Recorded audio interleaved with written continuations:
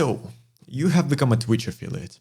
You already have your stream running and managed to gain some subscribers. First of all, congratulations, good for you. Although personality and consistency are crucial for growth as a live streamer and content creator, it is just as important to present yourself professionally, especially if you want it to be your livelihood. This means having high quality video, audio, and community interactivity tools that give you the chance to grow into them and make future upgrades. But how do you know which tools are right for your needs? Let's discuss. Holy shit, I'm great at this. Okay, focus.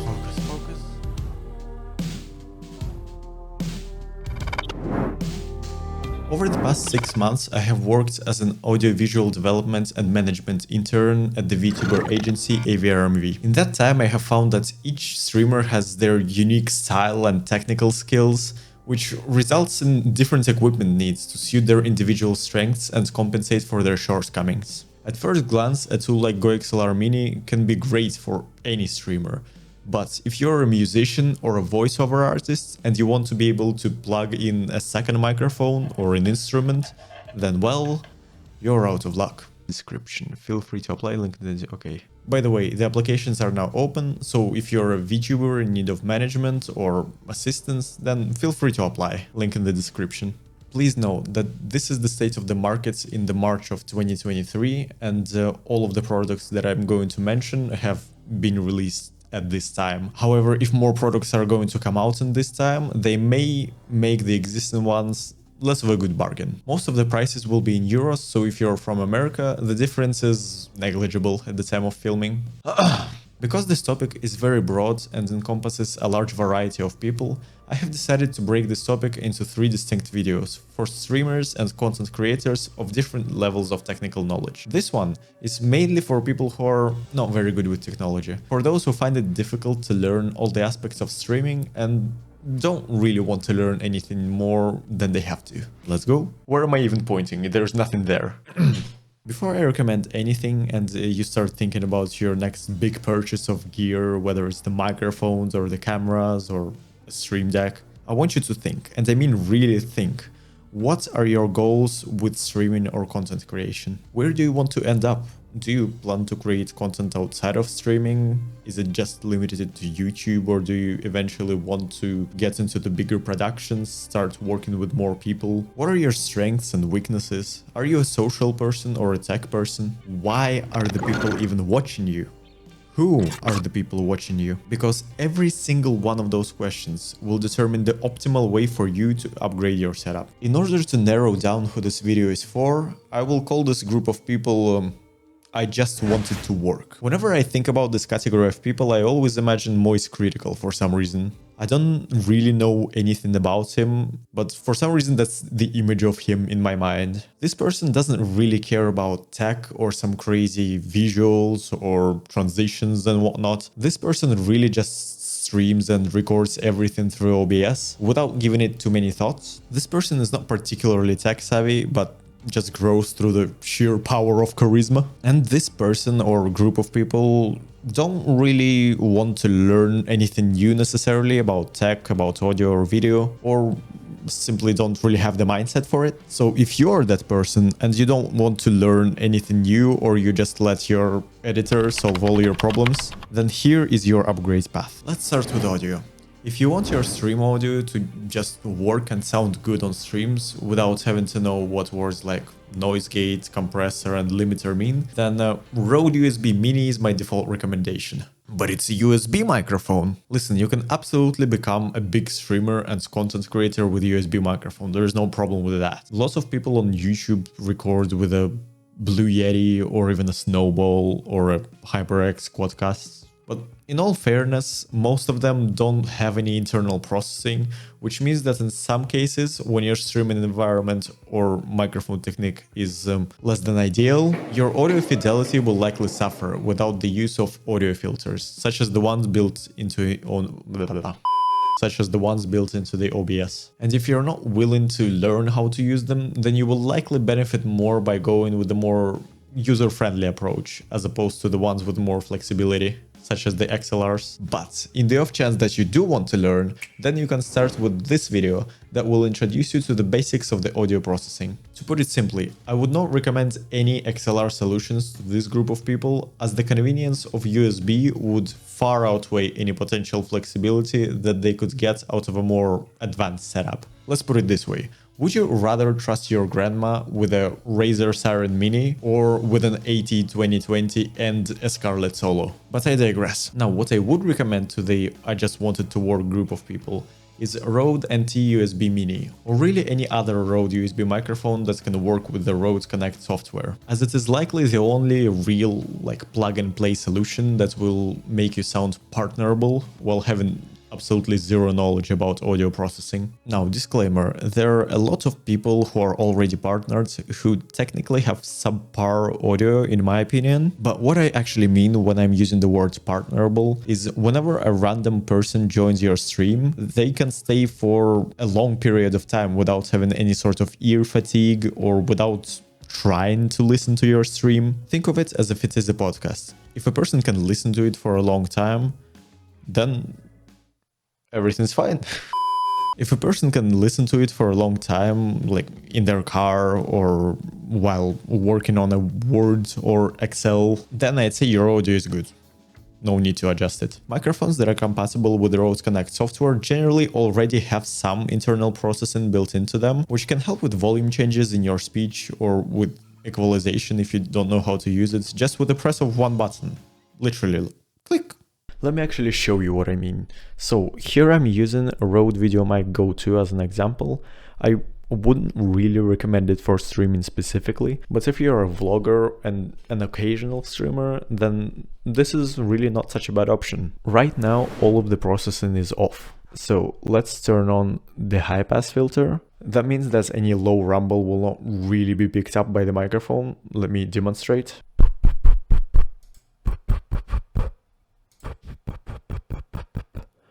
Usually 75 is alright. And then noise gate, compressor, oral exciter, big bottom, and boom, this is pretty much doable for the stream. Whenever you use any microphone for streaming, I highly recommend you put it right next to your mouth, and that way the background noise will be much quieter compared to the volume of your voice, because you know the sound source is very close. And that's pretty much the audio quality that you can expect for around €100. Not bad, right? Right? Now, here's my normal audio setup with Rode Procaster plugged into a Go XLR, and all of the processing is done on the audio interface. And Go XLR is an audio interface.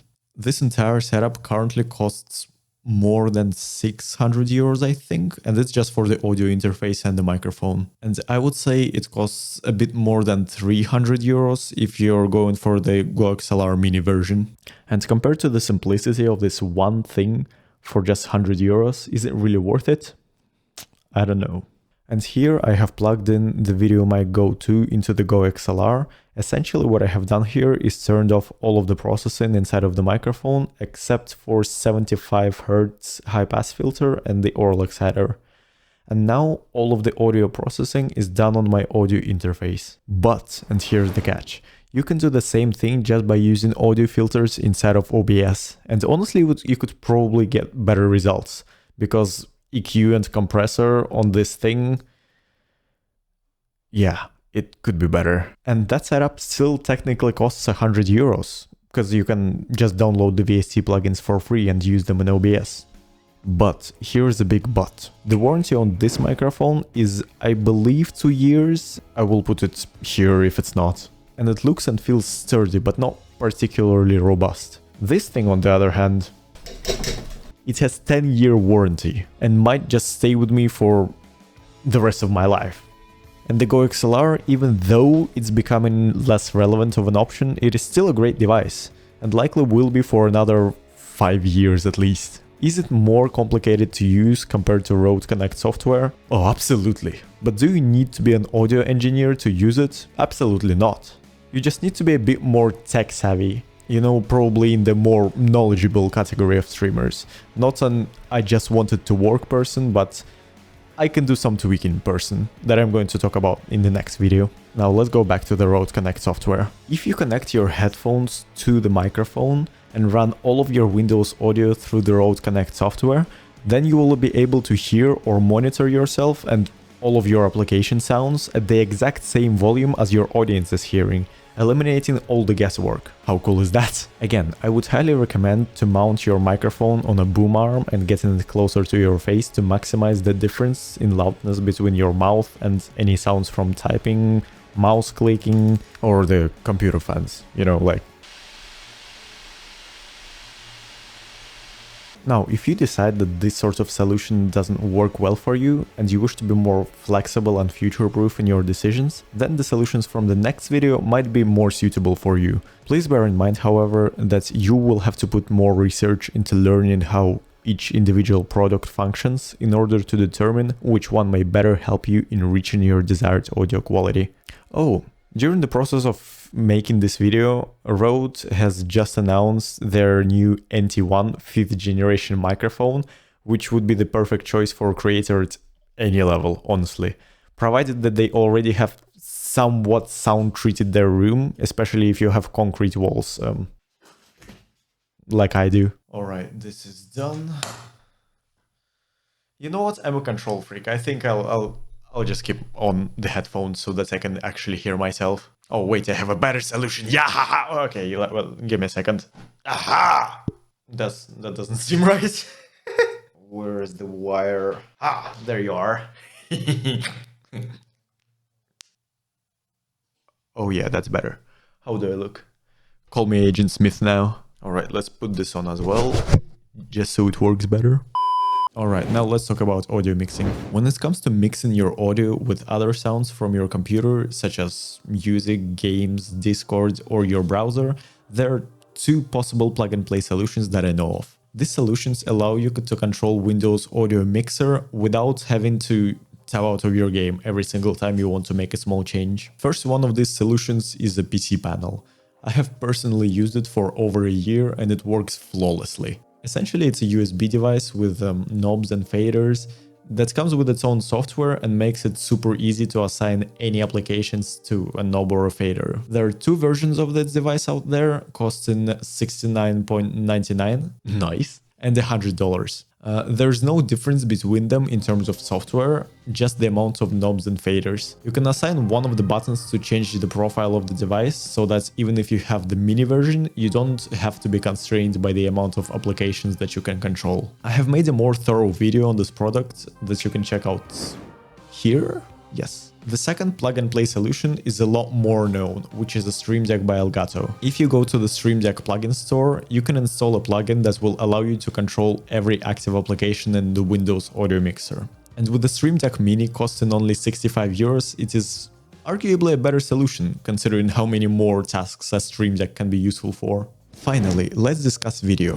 As a side note, I'm only familiar with Sony cameras, and thus, even though other brands such as Canon or Fuji might have better options for specific tasks, I don't really know anything about them. By 2023, webcams have become so good that you honestly don't need to buy a mirrorless camera, unless you want to make videos away from your computer setup. But even then, I mean, everyone has a smartphone, right? For people who don't want to learn what ISO, aperture, and shutter speed means, Elgato webcams would probably be the best choice in my opinion. Elgato webcam has a resolution of 1080p at 60 frames per second, and costs around 160 euros. There is also a Pro version available for 350 euros, which has a resolution of 4K at 60 frames per second. You can't really go wrong with either of them, but the 4K version is going to give you a lot more freedom in terms of cropping your camera source and enlarging it. And because Twitch accepts the bitrate of only 6000 officially, you're not going to ever stream in 4K unless you're streaming to YouTube. And if you literally have no idea what I'm talking about, then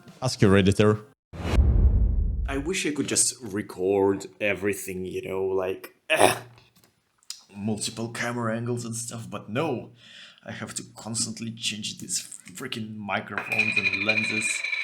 I haven't even started editing yet. I hate myself. I literally do.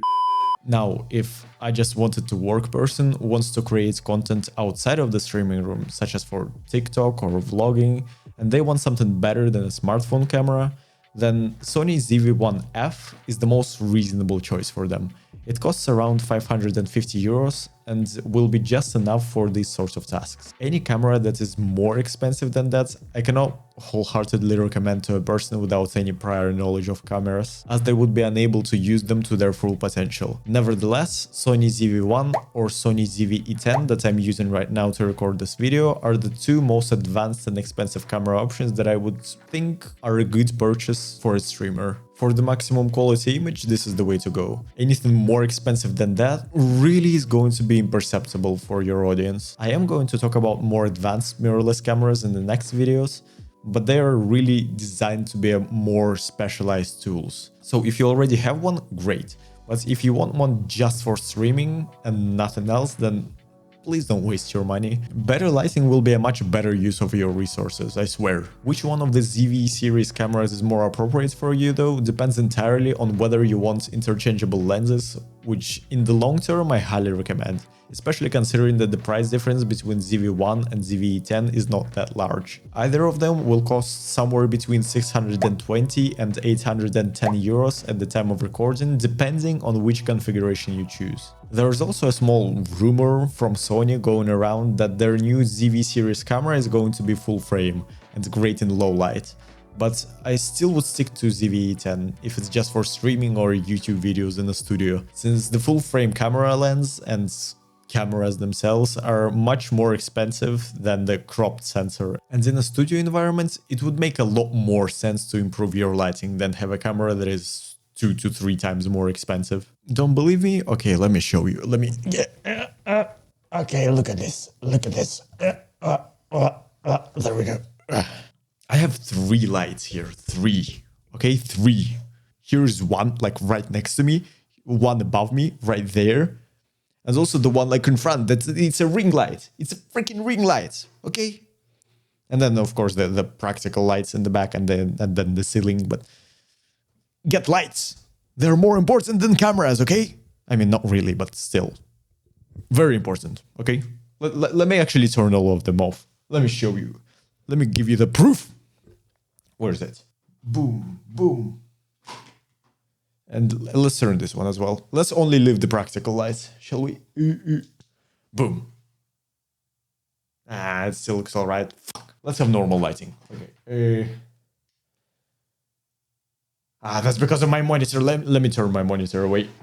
There we go. You see how grainy it is? You see how grainy I am? I'm dissolving into pixels, okay? Get good lights. Audio. Again, I cannot emphasize it enough. Before you make a decision in regards to your camera equipment, make sure that your lighting meets the standard of your camera, especially if you are planning to use a green screen, which I do not recommend for a majority of people. If you want to know why, then write it in the comments. Let me know if you want me to make a video about it and I will consider doing so. Or let me know if you want me to make a dedicated video about lighting. Honestly, just write anything. I'm out of ideas and it's good for the algorithm. Now for the general conclusion. Streaming and content creation are very competitive markets that require a lot of knowledge and charisma to succeed. So if you find yourself watching this video, then my first and most obvious recommendation would be get good, son. There are tons of resources already available on YouTube that explain every technical aspect of streaming in great detail, much better than I do. Believe it or not, I have learned everything I know through hours of watching videos on YouTube and general online search, and I strongly encourage you to do the same before you spending your hard-earned money on the first thing that an online person recommends. That will help you fully understand how useful the tool you're buying is and whether you actually need it. And if you think that you're ready to take that extra step, then feel free to watch my next video for more tech-savvy streamers. It's right there. It may not be up there yet, but it will be soon, whenever it comes out. Yep. Check it out. Bye bye. Bye bye bye.